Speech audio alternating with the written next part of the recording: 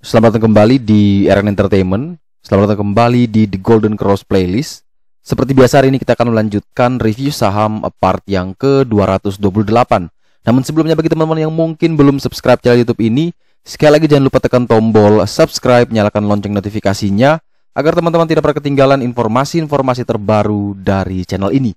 Di part yang ke-228 hari ini kita akan mereview kurang lebih ada 7 saham, dan sebelum kita memulai masuk ke dalam 7 saham tersebut, maka seperti janji saya, ketika indeks berada di harga di bawah 6.000, artinya kita akan melihat kembali bagaimana sih pergerakan dari indeks tersebut. Tapi kalau teman-teman perhatikan, kita sudah tarik berdasarkan daily chart di sini, time frame-nya juga kita mundurkan agak sedikit lebih luas, maka cenderung indeks ini bergerak sideways dengan pola yang sama. Jadi kalau teman-teman perhatikan polanya di sini, kalau kita pakai yang tren di sini ya, yang saya kasih warna kuning ya, warna merah ini dia masih bergerak sideways. Dia cuman bermain di situ-situ aja. Dia naik, turun, naik, dan apakah dia membentuk seperti ini? Ini ada double top. Apakah dia mau menyelesaikan itu, dan setelah itu dia bisa technical rebound? Karena juga di sini dekat sekali dengan level support ya, area support ya. Jadi kunci di 6.000 tidak mampu ditahan di perdagangan hari ini, dan ada kemungkinan besar selama dia tidak naik di atas level 6.000, maka ada peluang lagi untuk IHSG bisa kembali turun dan menuju ke level yang seperti ini. Dia akan memantul kembali dan semoga bisa technical rebound ya. Ini sudah 2 kali tidak mampu ditembus. Kita harapkan bahwa indeks bisa technical rebound. Sentimen positifnya adalah satu, farmasi ya, itu ada bulk yang akan didatangkan, akan menggerakkan sektor farmasi, saham-saham di sektor farmasi untuk bisa kembali naik. Kemudian ada rapat Dewan Gubernur ya, yang dimana tadi kita tahu bersama, atau kemarin kita sudah tunggu bersama, suku bunga ditahan, dan ini bagus sekali buat sektor properti. Ya, teman-teman bisa lirik lagi sektor properti. Artinya ada peluang, kemungkinan sektor properti itu akan naik penjualannya ya, karena sudah dibantu suku bunga yang rendah, kemudian pajaknya juga dikasih 0%, DP 0%, kemudian PPN dihapuskan. Nah, ini sentimen-sentimen positif sekali untuk properti, yang mana tidak mungkin tercermin dalam waktu dekat ya. Ini seperti bola salju, kumpulan bola salju yang sedang dikumpulkan hari ini dan akhirnya nanti akan meledak sekali nanti di tahun 2022 awal ya. Makanya properti masih menjadi salah satu yang sangat menarik di tahun ini untuk dikoleksi, mumpung harganya masih belum bergerak signifikan. Jadi saham-saham yang sedang masuk dalam fase recovery ini menjadi fase yang, atau titik bagus untuk teman-teman mulai entry. Ya, salah satunya properti, kemudian adalah sektor yang berdampak di pariwisata atau yang berdampak langsung dengan COVID. Jadi sektor retail ya, mungkin Ramayana Lestari, Rals, MAPI, kemudian di properti ada banyak sekali properti, kemudian Jaya Ancol ya, seperti pariwisata seperti itu yang ada peluang technical rebound, dan itu bahkan punya potensi upside yang sangat besar. Itu yang saya percaya, karena ketika suatu masa itu akan selesai atau sudah selesai, maka tinggal waktunya dia akan pulih, dan ketika dia pulih tidak mungkin harga sahamnya dihargai seperti saat ini. Jadi semua itu jatuh karena pandemi.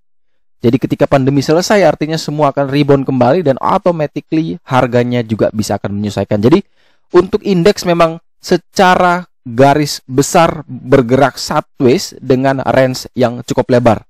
Jadi ini kalau teman perhatikan, dia bergerak sangat sideways ya. Ini di range yang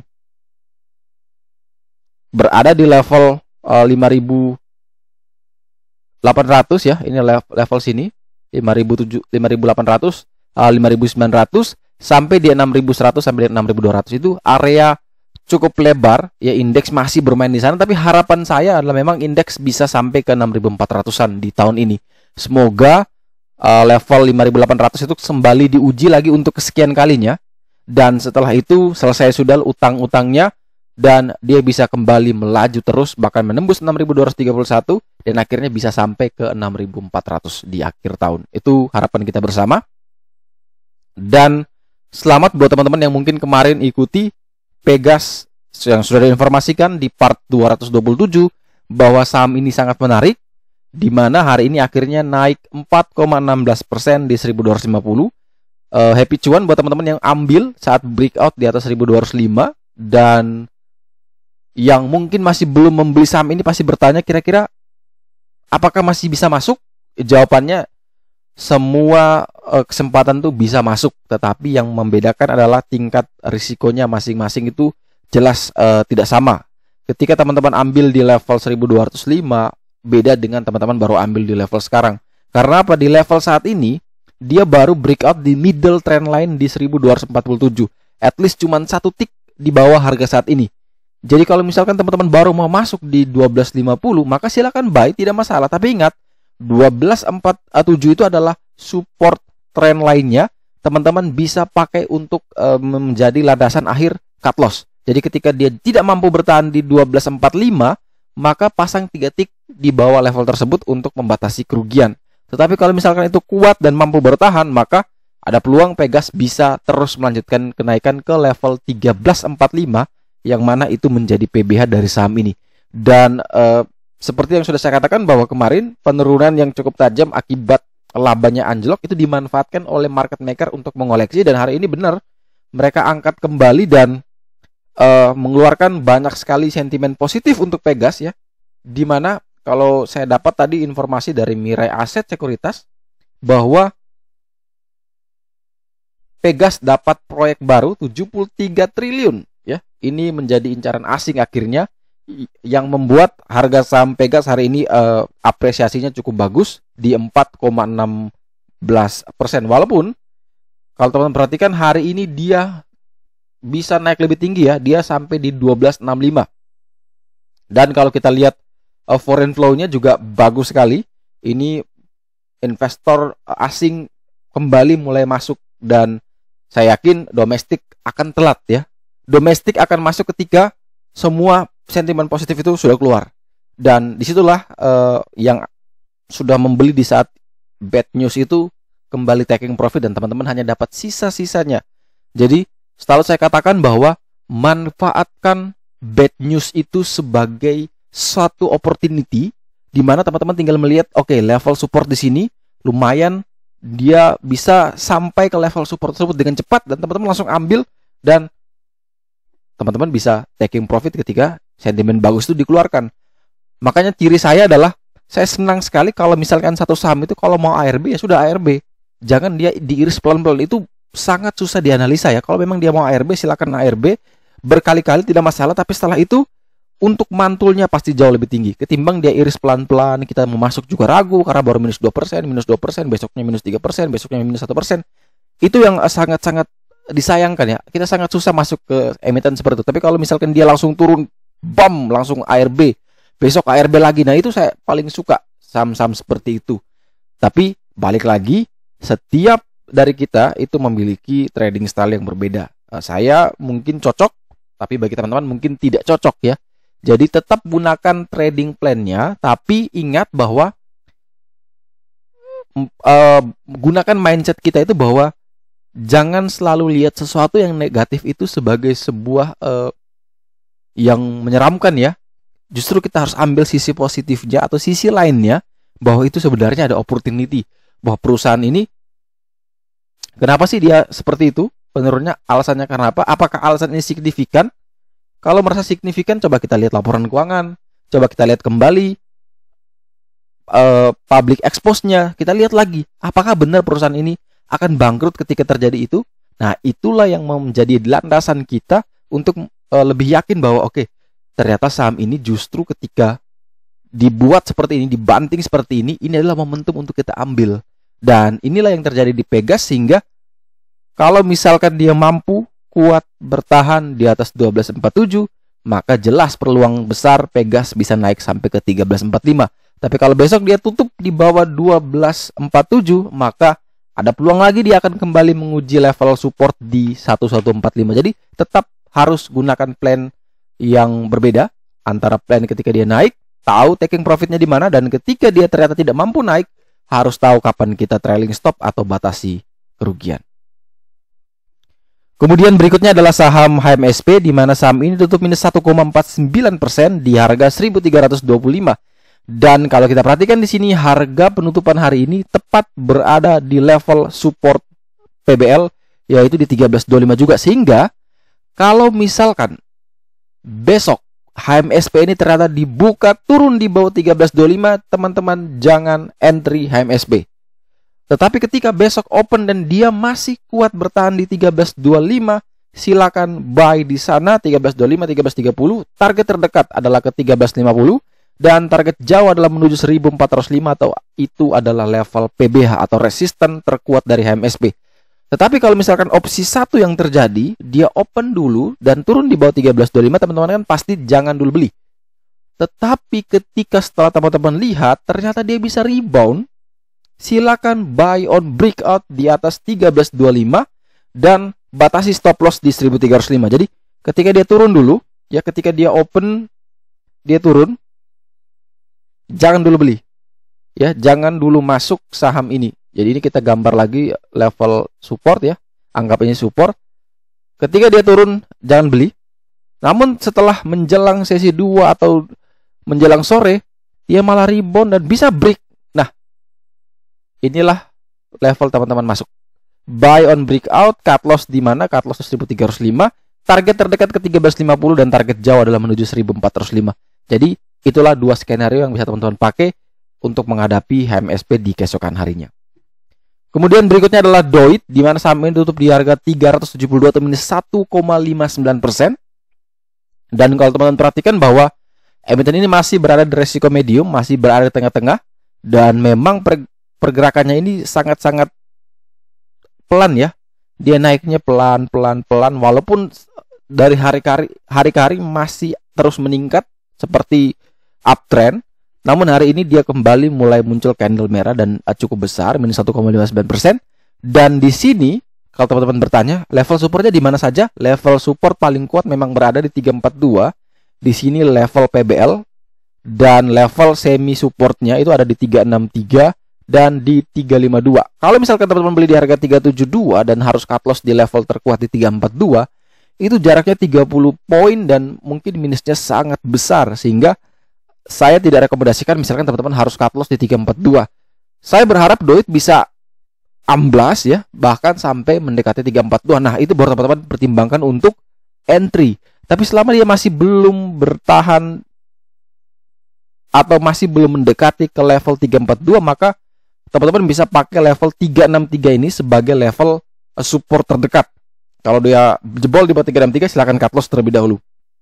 Tetapi kalau saya pribadi memang menunggu di sini adalah higher low-nya, semoga dia bisa naik.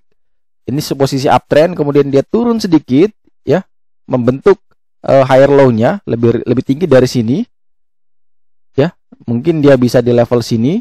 Nah, kemudian setelah itu dia pantul. Nah, teman-teman bisa pertimbangkan untuk mulai masuk ketika dia pantul ya. Jadi pakai level higher low itu sebagai support baru. Sehingga teman-teman yang mau membeli DOIT, memang saya lebih rekomendasikan mending wait and see. Tunggu mungkinlah di 342 sampai dengan 352 lah, itu range buy yang mungkin teman-teman bisa pertimbangkan. Tapi masih di level saat ini memang belum menarik. Tetapi kalau misalkan dia mampu breakout di atas 388, ya sudah, itu pertimbangkan untuk masuk di sana. Jadi selama dia belum breakout di 388, mending tunggu saja di range 342 sampai dengan 352. Kemudian berikutnya adalah saham DGNS, di mana saham ini tutup minus 4,35% di harga 550. Kalau kita perhatikan secara the golden cross chart, memang resikonya low. Kenapa low? Memang dia dekat dengan PBL.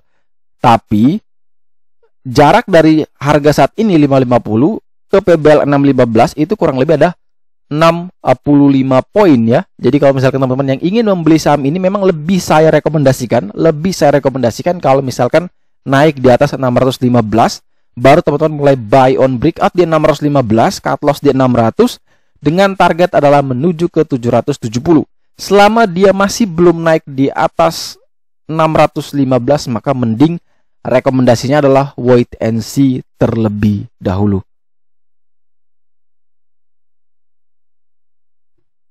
Kemudian saham selanjutnya adalah saham BBTN, di mana saham ini ditutup minus 0,62% di harga 1.610. Dan kalau teman-teman perhatikan bahwa saham BBTN ini dekat sekali dengan area PBL, dia sudah mulai konsolidasi di level 1.570, ini level PBL. Dan kalau misalkan teman-teman yang ingin membeli saham ini, maka pertimbangkan untuk mulai mencicil saham BBTN. Jauh lebih menarik karena memang dia dekat sekali dengan level support ya. Jadi kalau misalkan teman-teman yang mau membeli, mungkin 1570, 1580, 1590 teman-teman mulai mencicil, dengan catatan bahwa selama dia masih bertahan di atas 1570. Tapi ketika dia jebol di bawah 1570, silakan pertimbangkan untuk cut loss kurang lebih di level 1550. Teman-teman bisa cut loss di area sana. Tetapi kalau misalkan dia mampu dan kuat bertahan di 1570, maka ada peluang besar untuk BBTN bisa technical rebound menuju ke 1655. Di sini ada gold line dan target jauh adalah menuju PBH, yaitu di harga 1770. Sekali lagi, BBTN ini masuk dalam kriteria saya. Karena apa? Ciri trading style saya adalah mau membeli ketika saham ini bergerak sideways, sudah beberapa hari sideways, dan setelah dia sideways-nya selesai, selama dia masih berada di atas PBL dan dia bergerak sideways, maka itu adalah titik entry untuk saya. Walaupun saya harus menunggu lama, tidak masalah, tapi saya yakin bahwa ada potensi profit yang cukup lebar yang bisa saya dapatkan, yang akan mengkompensasi masa tunggu saya. Ada orang yang suka belinya berdasarkan trend following ya. Jadi ketika masih downtrend dia tidak akan beli, tapi ketika sudah uptrend dia juga tidak akan membeli, dan dia mau validasikan bahwa benar-benar ini sudah mau naik uptrend. Tidak masalah dia ketinggalan profit, tapi yang pasti dia ingin adalah kalau bisa dia beli hari ini besok langsung naik. Nah itu yang orang lain mungkin dia cocok, tapi kalau saya memang karena kesibukan, karena ada hal yang lain, maka saya lebih senang adalah ketika dia sudah downtrend parah kemudian masuk konsolidasi sideways, maka di situ akan saya juga melakukan entry untuk kemudian menunggu sampai titik atau sampai momentum, ada sentimen lah yang dikeluarkan atau ada apapun yang diberitakan. Nah itulah menjadi sentimen untuk saya taking profit ya. Jadi ketika market itu dikasih news, dikasih sentimen, harganya bergerak tinggi, dan disitulah waktunya untuk taking profit. Jadi secara pribadi memang BBTN ini menarik menurut saya. Tapi kalau teman-teman yang merasa masih belum menarik, silakan tunggu saja di level yang menurut teman-teman itu sudah menarik. Kemudian saham selanjutnya adalah saham Friend, di mana saham ini ditutup di harga 91. Dan kalau misalkan teman-teman yang baru mau membeli saham Friend, maka di sini ada yang namanya PBH di 89. Ini adalah support terdekat dari saham Friend, di mana kalau misalkan dia masih kuat dan bertahan di atas harga 89, maka teman-teman boleh pertimbangkan untuk entry. Tapi kalau teman-teman yang punya alasan karena saham Friend ini mau right issue, maka teman-teman bertanya apakah ini bagus atau tidak. Nah, teman-teman harus lihat dulu. Ketika diumumkan akan right issue, itu sahamnya masih berada di 51, 52 dan bergerak sampai menuju ke 99. Kenaikannya hampir 100%. Sedangkan teman-teman baru mulai membeli. Artinya teman-teman sedang mau mempersiapkan untuk membeli sebuah resiko yang lebih tinggi daripada reward. Pertanyaannya adalah, apakah teman-teman tahu ketika setelah right issue itu, apakah sahamnya akan naik atau turun? Karena tidak ada satupun orang yang bisa menebak sahamnya bisa naik atau turun.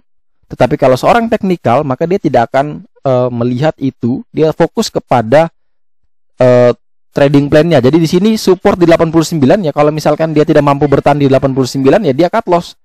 Cut loss kurang lebih di 87, 86. Dia cut loss daripada sahamnya malah turun kembali.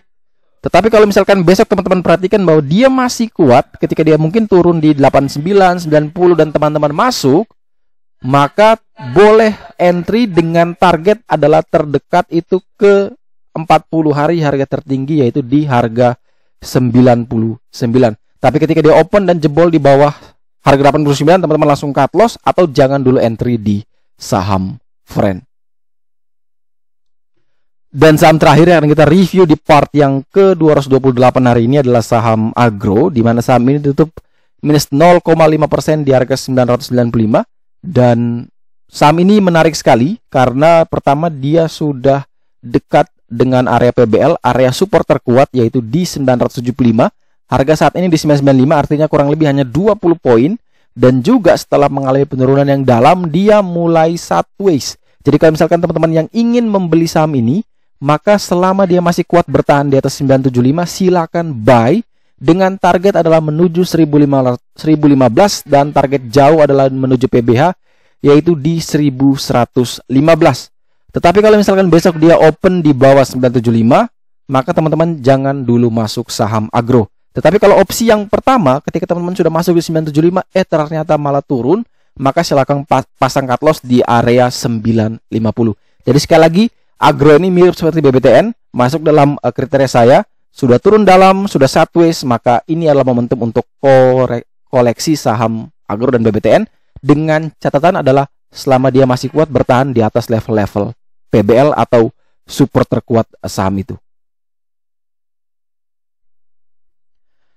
Oke, sekian dulu review saham part yang ke-228. Terima kasih banyak teman-teman yang telah setia menonton video ini.